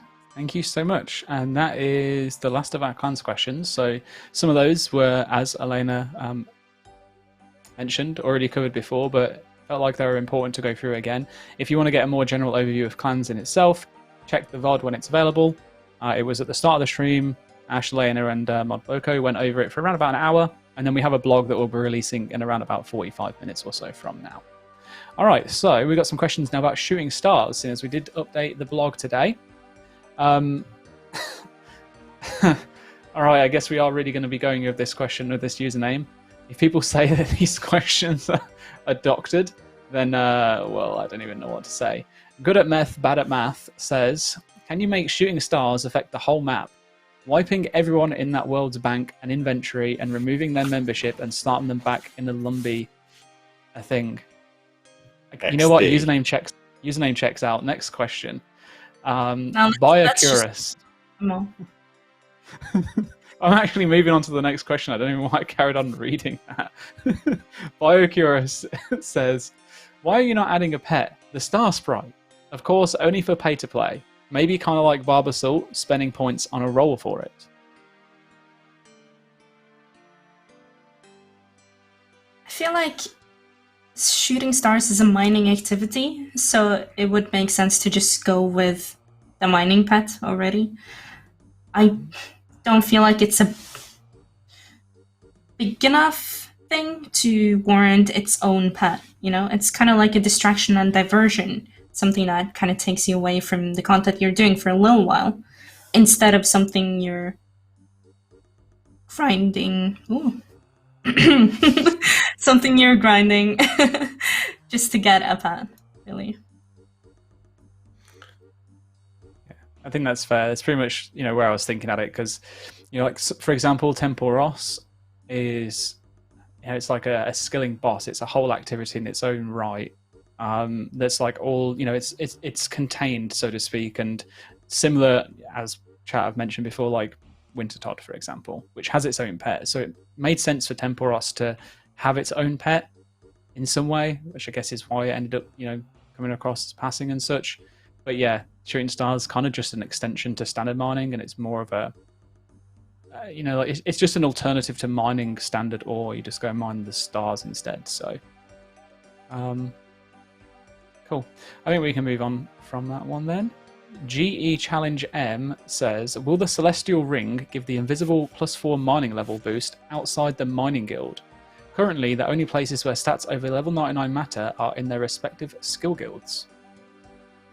So I don't know for sure, but I expect not. I will follow up with the team and ask what their thoughts are, because it's probably something we should think about. We wouldn't do it. Sorry. If we did it, it would also apply to the other mining boosts, like the D-pick, etc.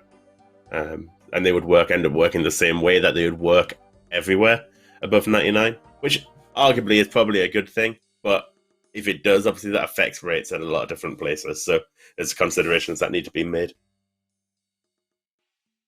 That's how I imagine it as well, that it wouldn't boost you above 99. We will definitely get that included in the blog before a poll goes live, because at the moment it isn't clarified. It just says it gives you a flat +4 boost. So good question. Thank you for that. We will get some feedback and add it in. Sentry has asked, with the introduction of shooting stars to old school RuneScape, assuming it passes the polls, will we likely see a blog post in the future about the reintroduction of evil trees as well? For context, shooting stars were released in late 2018, and evil trees were released shortly after in early 2008. And evil trees released shortly after in early 2009. I think we ought to see what people think of shooting stars when we get it in game and how people respond to it. I mean, I don't want to just be in a zone where we're just going through all of the vaguely popular RuneScape updates from 2008 to 2012 and add them, right? I don't think that's what we want to do. There's a lot of stuff we can add our own that's creative for old school as well. Really, between Soul Wars and Shooting Stars, it was like, okay, these two, we thought we can actually use these quite well and offer something different to old school, actually experiment with it and see what people's response to it is as well. So I'm not saying no, I'm just saying we're not just here to add RuneScape content and port RuneScape content. We're here to add quality old school content as well. So if we do, it'd probably be revisiting down the line. And also, it wouldn't necessarily be evil trees in the same light. The same way we've made changes to Shooting Stars to avoid the daily aspects of it and try and make it focused on being an activity you could do a little bit more continuously. Perfect. Thank you for that. Bob DeBauer.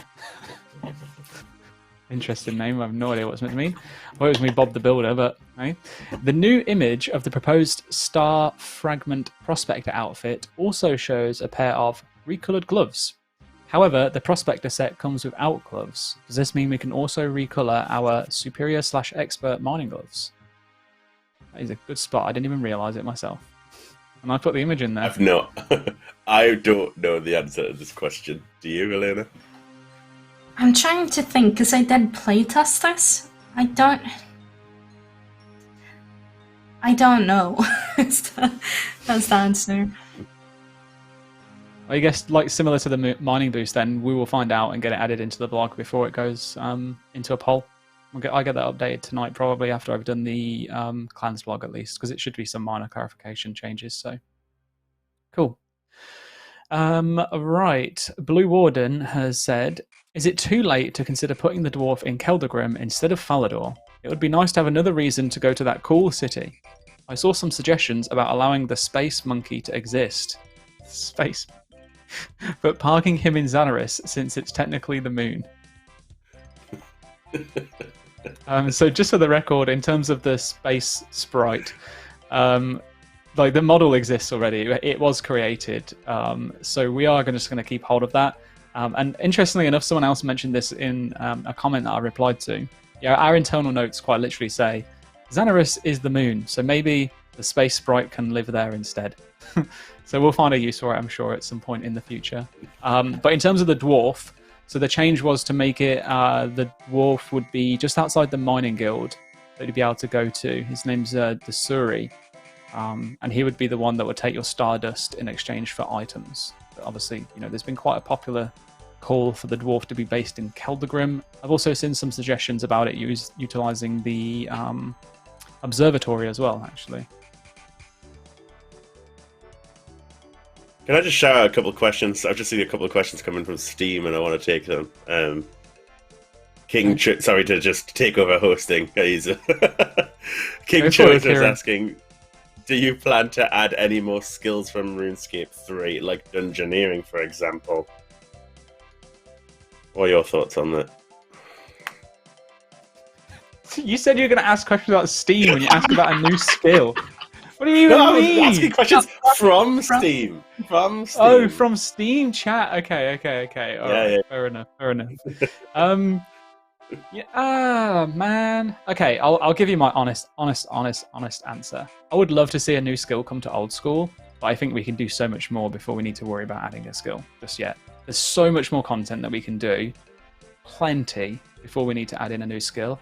I'm definitely not against exploring new skill ideas and spending as much time as possible refining, an idea, making sure that, it's got as much community input and such on it.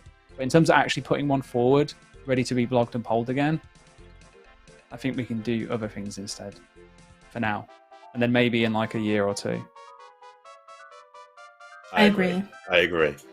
And the other question was... Dungeoneering as well. It's dungeoneering is cool, but I don't see us adding it, and even if we did, it wouldn't be as a skill, I think.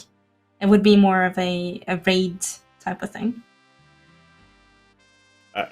I can see that as well. There's a lot of questions about dungeoneering, whether it's a skill or a minigame.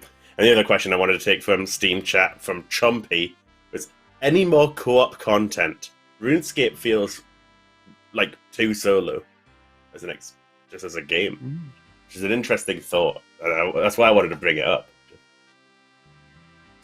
I guess in terms of like co-op content, we haven't really done anything that's very specific to co-op, at least not that I can think of for a while. But we've been, there has been a fair amount of more community, there's been a bigger community aspect behind some of the content updates.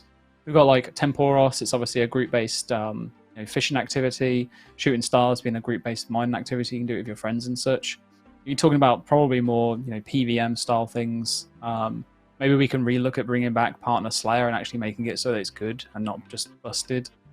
I don't know. Do you know what? Wait, that was a really dumb idea. I'm glad I didn't finish it. Okay. Anyone else got any points? I thought, it's interesting because I've heard people describe it as like, old school RuneScape's an MMORPG, and it's like you're in a world with a lot of other people, but a lot of the time you are playing quite a single player experience. It's just the community aspect that you're able to play this alongside others and talk to them while you do so and build those communities at the same time. Like a lot of your account, you spend time completing quests or completing skills, and in fact, the 2 quests that are co-op and require another player, people find frustrating because it disrupts your experience, right? No one enjoys Shield of Arav and Hero's Quest. But a lot of the time is spent leveling up your account, making progress. But you're in a world, you're sharing that experience with other people. And I think, to be honest, that is one of old school's sort of unique points. It's easy to go and play and get that satisfying progress on your own account. But then you do have all those bigger pieces of content, the bosses you go and do, or mini games like Soul Wars or Pest Control, or skilling activities like Temperos and Winter Todd. So yeah, I like that it's a good blend. You can get any experience you sort of want. Mm-hmm. Yeah, I'm with you on that one. And my last point on that is from like a personal perspective. Games that typically require you to have a certain group size and the content has to be completed in that group size tend to frustrate me, because I'll find that one day I won't have enough friends, and then the other day I'll have too many friends, and we have to sacrifice someone to join in on our group and be a part of the fun, and that always just feels bad. So I really like the fact that our approach with a lot of content recently, at least, has been scaling as opposed to fixed amount of people that can join. Because that flexibility just really gives you, who doesn't like flexibility? So, yeah. I was going to say that as well. The scaling is probably the best option, in my opinion, because if you don't have any friends, or if you just like playing on your own, you can do that. But I don't want to prevent people from playing together either. If they have a larger group, go together. You should be able to. But guess what? Everyone's favourite topic, Group Ironman, is coming down. I knew that was coming. I saw it in your face. You just read it, Group Ironman. Yeah, you were just waiting. No, it was that you started smirking. I was like, yeah, here it comes. He's thinking in his head how he's going to pitch this one in. Am I that predictable? It happened. He said it. I did say it. Well, you know how much I've wanted to do Group Ironman for years. But yeah, like, we do want to offer that sort of gameplay as well, right? Because speaking of the same thing, the choice of being able to do it, more single player, more of a group of people, or however you want, and I love that. Same. All right, next question. Little Reese says, will any of the uniques from Shooting Stars be in the collection log? I believe so, yeah. I'd say yes as well. I think it's probably only going to be 2 though, because it's the Celestial Ring and the Star Fragment for the recolor. Because the others, I mean, I don't see why you'd have a bag full of gems, a soft clay pack, or an essence pack included in there. But there'll probably be a counter for like how much Stardust you've collected, similar to like Marks of Grace, for example. Marks of Grace are in there, aren't they? They're just capped. Or are they not in there? And we were thinking about adding them. I get so confused because I know we've had a conversation about adding new things to the collection log, but then there's conversations about increasing the amount of things that can be stored for certain items that are already in the collection log. There's just too much. If Marks of Grace aren't on there at the moment, then well, I've probably just leaked that they are going to be at some point, so well, there it is. Next question comes in. Sorry, go on, Elena. I was just going to say, I think hallowed marks are from the Hallowed Sepulchre, but regular marks are not, if I remember correctly. I think you are right. That definitely sounds like, well, it rings a bell in my head. So, yeah. Moving on. I could have leaked worse things. I mean, like, at least it's something that's already in the game, you know? Me Yo Thigh Highs, wow, says, if Stardust is untradeable, then what incentive is there to play Shooting Stars in the wilderness? PKers will get no reward for killing miners. Do you want people to fight to the death for more experience?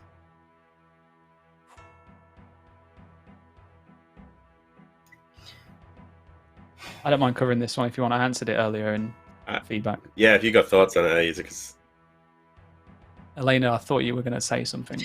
I was contemplating making a spade joke, but I figured it might be best not to.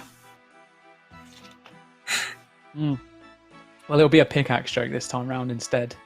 Yeah, that's why But I was gonna say, like, maybe you can dig it up at the end so that people will bring out the spade and ignore me. Go on. Okay. Yeah, we'll just pretend. All right. So basically, I got into a little bit of a chain on Reddit actually with some players about the locations being within the wilderness, and there is somewhat of an incentive for you to go into the wilderness to mine a fallen star, and that's that there's the likelihood that there's going to be less people around, and the less people that are around mining that star, the longer it's going to last for. So as a solo player, you probably have more potential for dust and experience.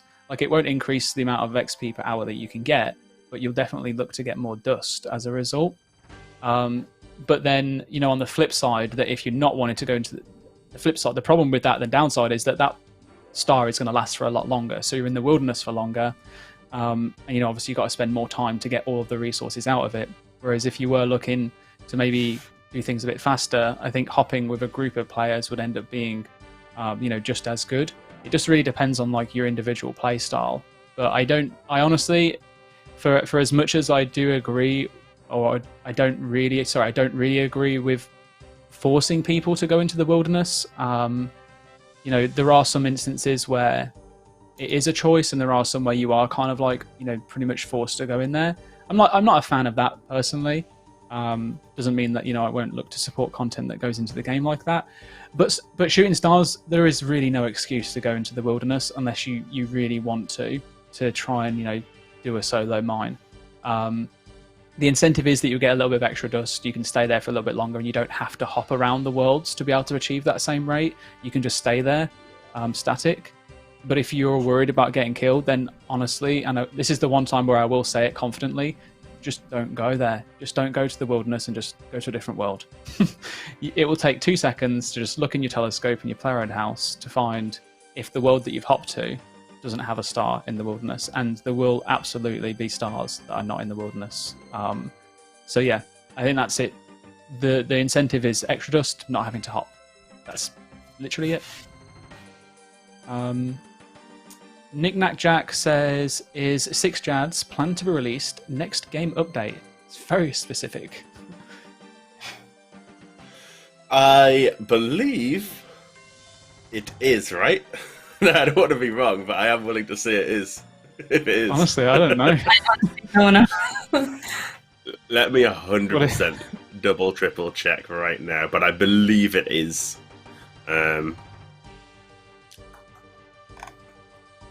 Yes. Someone said 3rd of March. 3rd of March. So yes, yeah, next week. Cool. There you go. There you have it. The one says, "What is 6 Jads?" It's Jad, but 6 times. No, it's a new update that we're bringing out. It's like a challenge where you have to go against 6 of the Jads that are found in the Inferno, all at the same time. So they'll all be attacking you. One attack after the other, slightly offset with on the tick that they'll be hitting you. But yeah, 6 Jads, you got to defeat them all at once. But before that, you got to defeat 1 Jad, then 2, then 3, then 4, then 5, and then 6. So I'll give it its full name: Zarket Rax Challenges. Yeah, thank you for that, Kieren. I couldn't remember what it was called. All right, cool. So next question comes from Bayes Rule, and they ask, does the Celestial Ring lose a charge when the special effect activates, or every ore you mine? I can do that one because I read the question and I looked it up. And what Ed says is, when charges are lost when a valid ore is mined. So I assume every ore, not just when it procs. So that's correct. Every time ore is mined from a suitable rock, a charge is lost, regardless of whether or not the effect activates. So, yep, you will be losing charges every time you mine. Okay, so Vesverin says, why not poll whether the first person to mine the rock gets bonus experience? I feel like people expect there to be people with 20 ults per world on every possible drop location with JMod teleports to teleport to the spot right away and get the XP on every single star on every single world.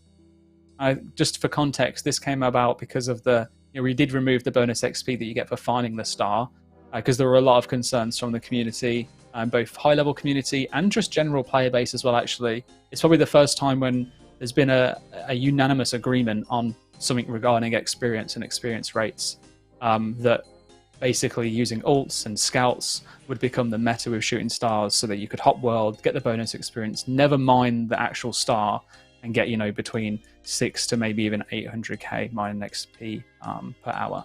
So we decided to remove that with today's revision of the blog. There's no bonus XP. What do you think about polling it so that it stays?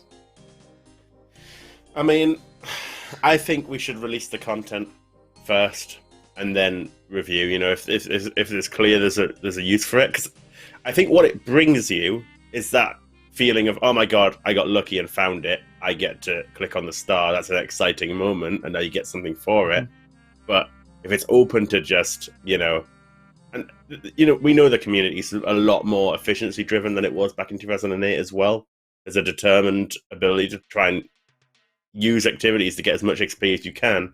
That the way this would work would lead to much more, you're going to have clans to find stars anyway, but that sort of thing, community working together or alt usage to try and get the XP from stars, and it's not the sort of gameplay that aspect we don't want to necessarily encourage. So I think the only other way to design it is to actually put a time limit on it, which I think we're keen to try and avoid as well, right? Like, what if you only could get the bonus once a day? I don't necessarily want to make people feel like they've got to go and get the thing once a day either. So I think this is the right solution for now. If another solution is come up with, then I think we could maybe look to pull that, but I wouldn't pull it in its current state. I think people brought up a lot of good points in their feedback that were right to listen to. Yeah, I think you summed it up perfectly there.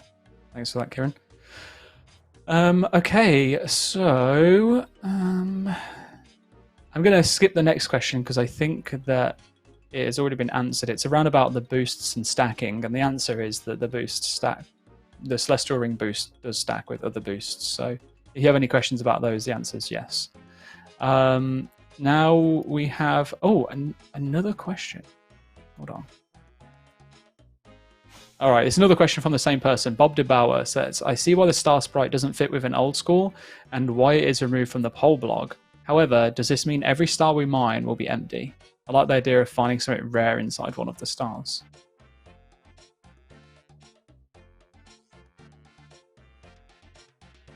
Yeah, the stars will be empty. We're not replacing anything from the sprite that's been removed. They will be empty.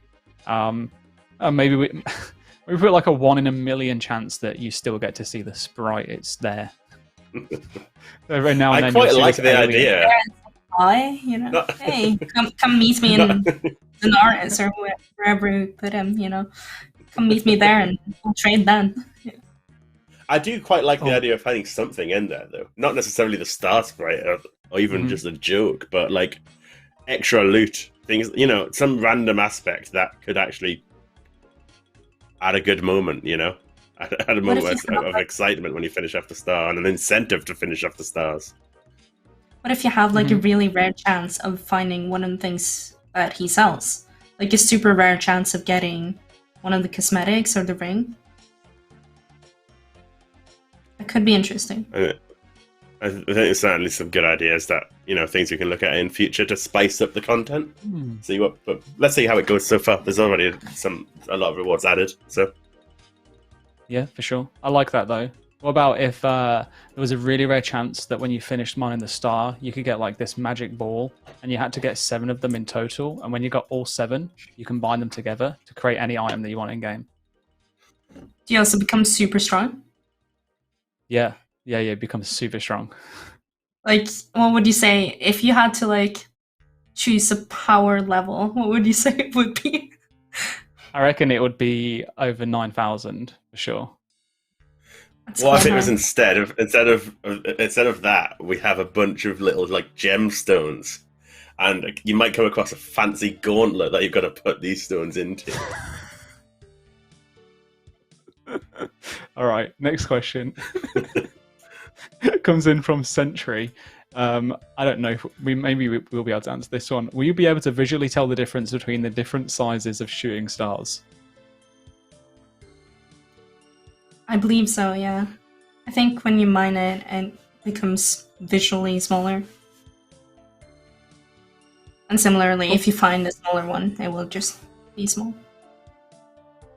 Yeah, and if it's not obvious enough, give us the feedback after launch as well.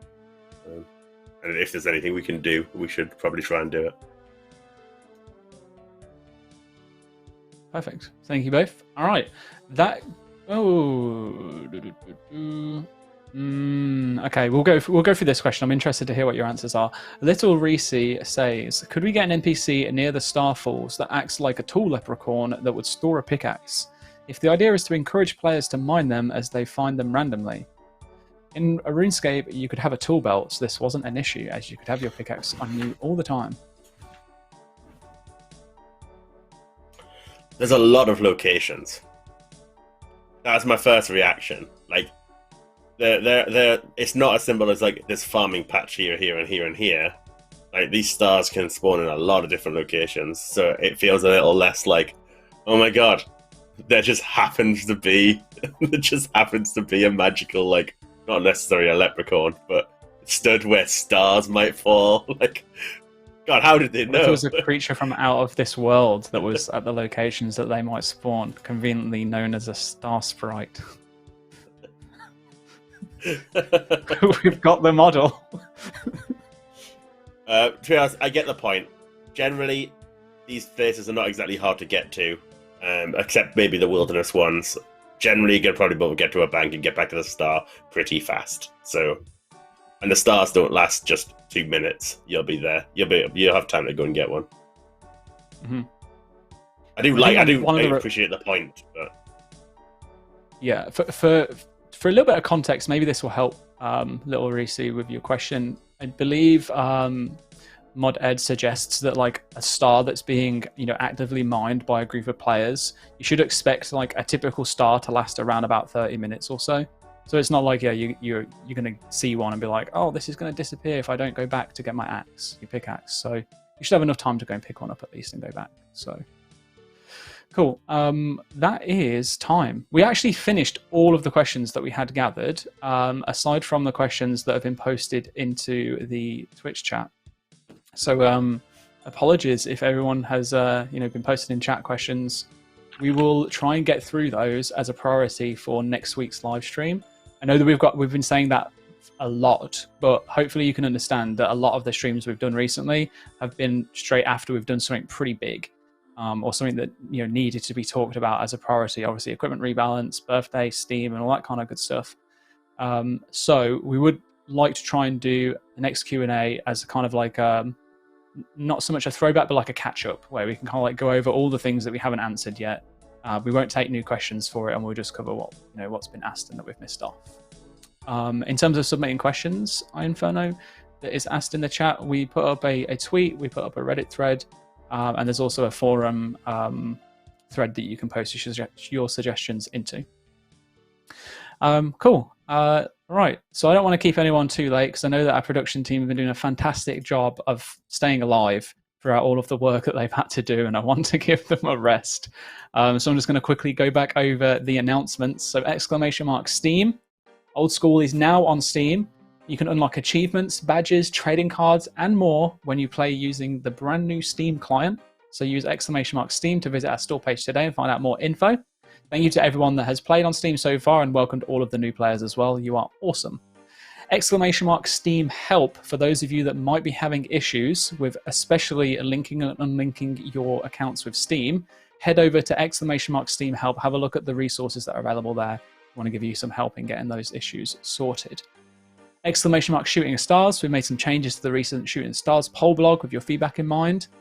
Shooting Stars fall on Gillinor, and players are able to mine them for XP and rewards. So !Shooting Stars for all of the latest changes.